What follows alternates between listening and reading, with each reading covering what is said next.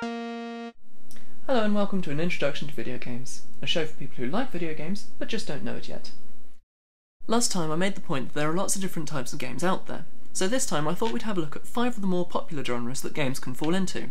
This might give you a rough idea of the different types of games that there are out there. Some of the earliest games were platform games, and indeed many people's first game that they ever played was Super Mario Bros. On the NES. Although it wasn't the first game to satisfy the criteria of the platform game genre, it is probably the most iconic, and displays the core elements of almost all platform games since. In general, you move from one end of the screen to the other, defeat enemies in your path, and jump over obstacles or onto platforms, hence the name platformer. Whilst I was growing up in the 90s, platform games were very popular, and lots of different titles took slightly different approaches to the same formula. Some of the variations included having a gun, some of them involved swinging mechanics, some of them started to introduce a more exploratory element as opposed to going from just left to right. My personal favourite, and one of my favourite games to this day, is Sonic the Hedgehog, specifically Sonic the Hedgehog 2. This gave you the option of exploring lots of different pathways to the end of the level, or to just blast through the stage in a blue blur. I'm always surprised by how different developers take different approaches to the same thing. Today, platform games are still popular.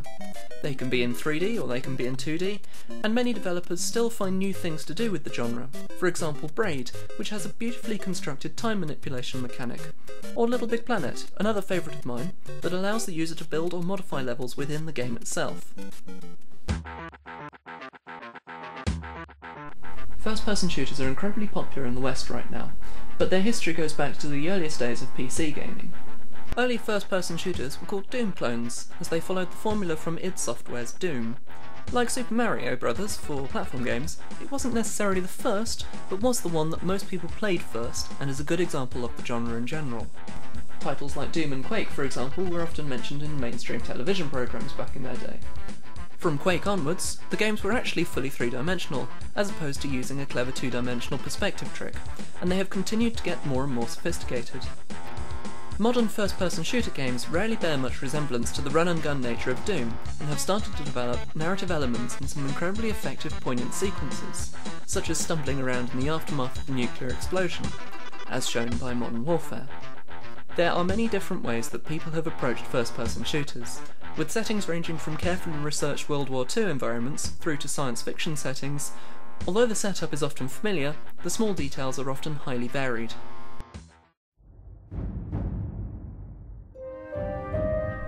RPGs, or role-playing games, are incredibly diverse in their nature, and I could dedicate an entire episode on just them alone, which I might do in the near future.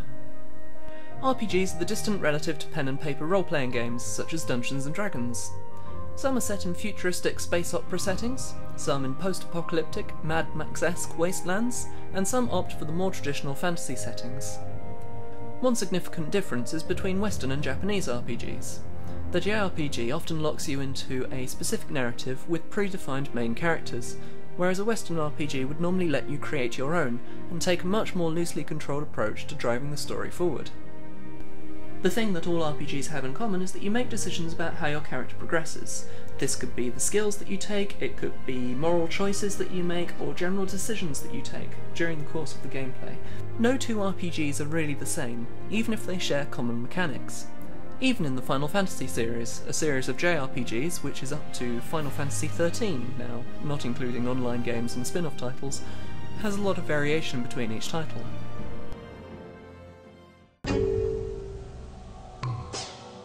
The best way to describe strategy games is that in order to win them, you need to employ strategy.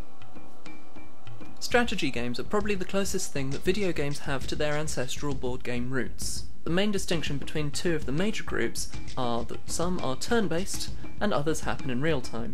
In turn-based games, like the Civilization series, you take your turn and then your opponent takes their turn. In real-time games, such as the Command & Conquer series, you and your opponents act at the same time. Even in real-time strategy games, there's often still an element of chess-like play involved. StarCraft 2, for example, requires you to make plans and decisions and react to the actions of your opponent very rapidly, and once you get better at the competitive aspects, it becomes as much about psychology as it does about reaction time. The depth of StarCraft 2 alone is something that I could do a whole episode about. and there are even people out there that make a living from playing this game on the professional esports circuit.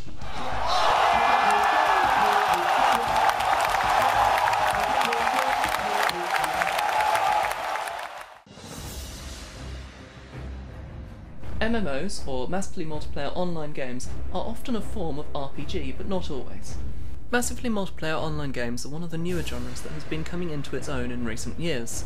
These are games that are shared online with many other players playing simultaneously, allowing you to make friends or play with existing friends in the same virtual space. The most popular and successful MMO, by far, is World of Warcraft. With somewhere around 11.5 million subscribers, this game has become incredibly mainstream, and there are many people out there who have never really thought much about video games that have either heard about this, or in some cases even tried it. It is not, however, the only MMO out there.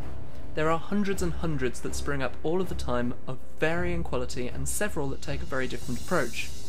Guild Wars, for example, takes a bit more of a team sports angle to the whole thing, as opposed to the more traditional individual character, and this relies on cooperation with small teams a lot more. MMOs are popular but might not necessarily be a brilliant introduction to video games in general. The main problem with MMOs is that they're not always terribly good games. The mechanics might be dull or clunky, and the gameplay might be artificially extended by forcing you to do repetitive tasks. An early encounter with a poor MMO could put you off games altogether.